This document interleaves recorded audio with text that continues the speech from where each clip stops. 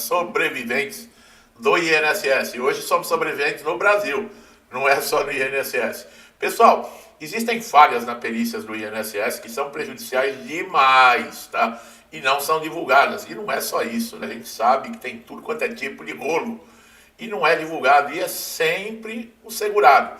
Promessas de monte, vamos acabar com as filas, vamos implantar tecnologia, vamos isso, vamos aquilo, tudo no papel lindo, maravilhoso.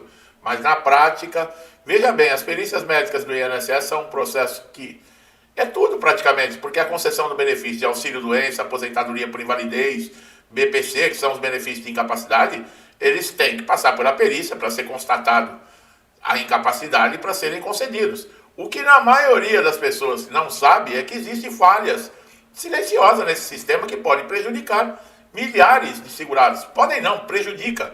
A falta de padronização nos critérios adotados pelos peritos. Isso é um absurdo, tá? Essa falha de falta de padronização é aquilo. Cada pessoa é tratada de um jeito. Não tem, por exemplo, todos são levados em consideração. Não, eu fui com a sua cara, eu te trato de uma maneira. Eu não gostei de você, eu acho que a sua doença é leve, eu te trato de uma maneira. O outro que eu acho que é pesada, quer dizer, não tem padrão.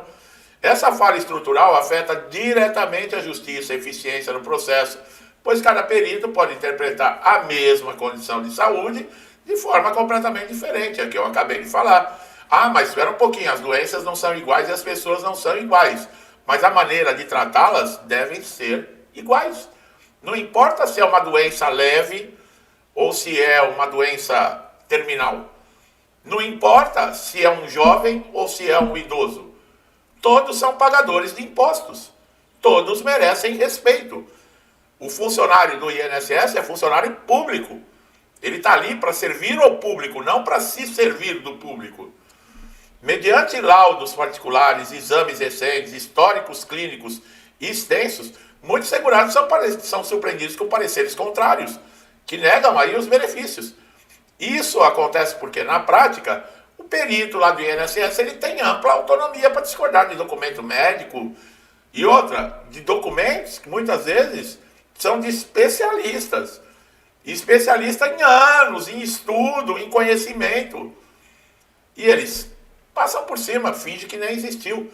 Isso torna o processo subjetivo, desigual. Ou seja, a decisão final muitas vezes depende mais de uma interpretação pessoal do perito do que uma avaliação técnica padronizada. E o perito está ali para ele julgar o que ele acha ou as evidências que estão na mão dele. Olha que falha terrível, que coloca todos os dias segurados que têm direito, segurados que já estão afetados por doença, por acidente, e ainda mais passam por problemas emocionais. Além disso, existe problema grave relacionado ao tempo extremamente curto das perícias. Em muitos casos, a análise presencial dura menos de 5 minutos. Esse tempo ele é insuficiente para que o perito compreenda a complexibilidade do quadro clínico do segurado. Em situações de doenças invisíveis, como transtornos mentais, dores crônicas, doenças autoimunes, esse tempo limitado dificulta uma avaliação justa e detalhada. Outra falha pouco discutida é o uso recorrente de frases nos laudos periciais, como não foi constatada incapacidade laborativa no momento da perícia, mesmo quando o segurado apresenta as documentações, relatos e sintomas incapacitantes. Esse tipo de justificativa padronizada, porque aí tem padrão, tá? Ela desconsidera a individualidade de cada caso e enfraquece a confiança no sistema de perícias. Vocês viram? Quando é para colocar a motivação da negação, aí todo mundo tem um padrão. Ah, não foi encontrada incapacidade laborativa. Que aí todo mundo fala a mesma coisa. Essa situação ainda é mais crítica, pessoal, em regiões com alta demanda, onde a sobrecarga de trabalho sobre os peritos, ao realizarem dezenas de atendimentos num único dia, a consequência é uma análise superficial, com alto índice de indeferimento, inclusive em situações em que o segurado claramente não possui condições de retornar ao trabalho. Isso gera uma pressão enorme sobre o judiciário, que passa a ser a única via de correção das falhas administrativas. Um dos pontos mais problemáticos é que o INSS, ele não adota um sistema, por exemplo, de uma segunda opinião médica. Quando o segurado é negado por um perito, ele não tem a possibilidade, por exemplo, de passar por uma nova perícia com outro profissional antes de recorrer à justiça. Isso limita o direito do contraditório, da ampla defesa, dentro da própria esfera administrativa do INSS, forçando o quê? Ações judiciais. Há também aí o descompasso da realidade, né, do trabalhador informal. Os critérios utilizados por esses peritos. Muitos peritos exigem provas materiais de que o segurado está incapacitado para atividades específicas, mas não levam em conta, por exemplo, trabalhadores informais e autônomos, como diaristas, vendedores ambulantes, agricultores.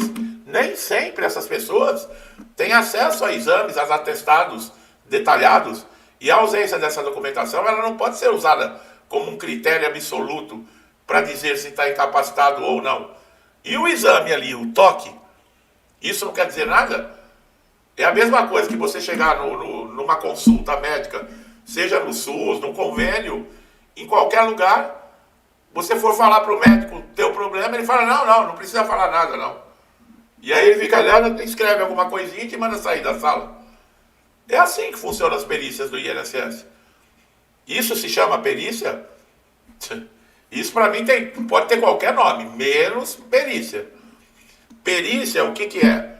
É detalhamento, perícia é examinar, perícia é verificar condições, é diagnosticar, isso é perícia. O que é feito no INSS não é perícia. Outra fala que a maioria, né, das perícias realizadas por profissionais de medicina generalistas, sem especialização de condições alegadas pelo segurado. Quer dizer, não é um perito especialista na área, desculpa, em que o segurado tem o problema. Então o que acontece? Um clínico geral avaliando uma doença neurológica ou psiquiátrica. Tá, desculpa aí, pessoal. Exemplo, pode não ter conhecimento necessário para uma análise técnica aprofundada, o que vai comprometer diretamente o resultado. Mas tá dizendo que o clínico geral ele não é médico? Não, ele é médico, mas ele não é especialista na área. Ele não estudou aquilo a fundo, ele não ultrapassou o que é dado lá básico na medicina. Você pode estudar medicina, fazer a faculdade, você sai de lá clínico geral. Agora, para você ser um psiquiatra, para você ser um geneticista, você tem que se especializar. E aí a grande diferença. E muitas vezes, esse que teve uma parte superficial, que é o clínico geral, ele descarta toda a atuação, todo o trabalho que é feito por um especialista. E o sistema permite isso. Isso é que é o mais absurdo de todas as coisas, tá? E essa opacidade dificulta a contestação, impede que o segurado entenda quais são os elementos que foram considerados insuficientes ou inconsistentes. Quer dizer, a comunicação entre o segurado e o INSS também é falha. Muitos não sabem se tem direito a recorrer, a entrar com recurso, se pode ir para a justiça ou não. É aí que entra o meu trabalho aqui, pessoal. Também é importante destacar que existe uma pressão institucional direta por parte do INSS para conter gastos. Nossa, essa mudança de tempo, hein, gente? Tá pegando, hein? O que, embora não seja declarado, tá? Influencia o comportamento por parte dos peritos. O corte de benefício muitas vezes é incentivado como forma de economia. Olha o absurdo para os cofres públicos, o que compromete a imparcialidade das avaliações. E meter a mão sem autorização no dinheiro de segurados, de aposentados e pensionistas, também, isso também é para a economia do INSS. Há denúncias recorrentes de segurados que tiveram perícias encerradas sem sequer serem examinados adequadamente. Mas isso aí você pode colocar, 80% das perícias são assim. Alegam que o perito apenas olhou, fez uma ou duas perguntas quando faz, e concluiu o atendimento. Isso demonstra descaso inaceitável com a dignidade de qualquer pessoa. Outro ponto grave é a ausência de fiscalização independente sobre o trabalho desses peritos. Eu já cansei de falar sobre isso. O perito lá no INSS, ele é considerado Deus. O que ele fala, acabou. É a verdade, e acabou.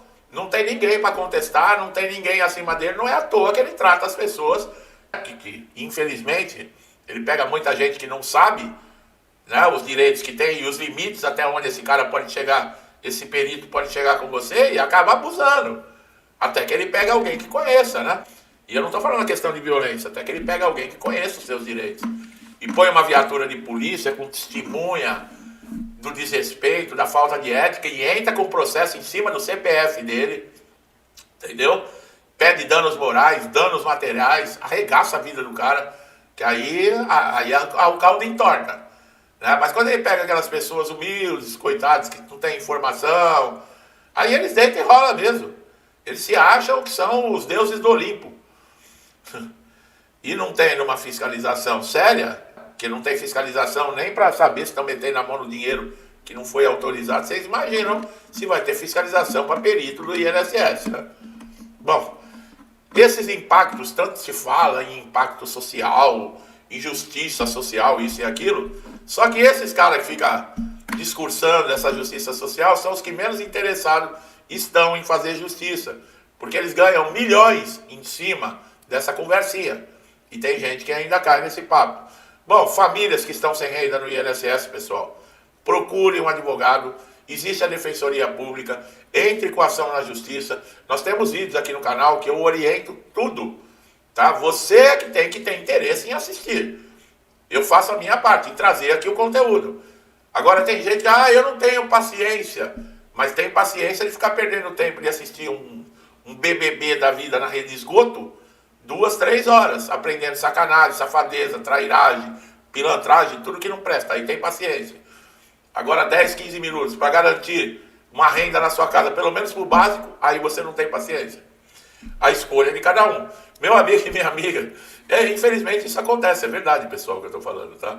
Meu amigo e minha amiga que estão chegando a primeira vez aqui no canal, aproveite todos os conteúdos, tá? Não paga nada não, é de graça, viu, pessoal? E quem ganha com isso é você, viu? É você, tá? Então, se gostou do trabalho, não deixe de se inscrever, ative o sininho para todas as notificações, porque o YouTube não está entregando vídeo para todo mundo, não. Se não tiver assim, pode ser que você perca algum conteúdo. E vocês, meus amigos e amigas, que me acompanham já há muito tempo, estão sempre interagindo, me incentivando, que Deus abençoe a casa, a vida, a família de vocês com paz, saúde, prosperidade, alegria, harmonia, tudo de bom, pessoal. Tudo que eu desejo para mim e para minha família, eu lhes desejo em dobro. Deixo um forte abraço e até os próximos vídeos.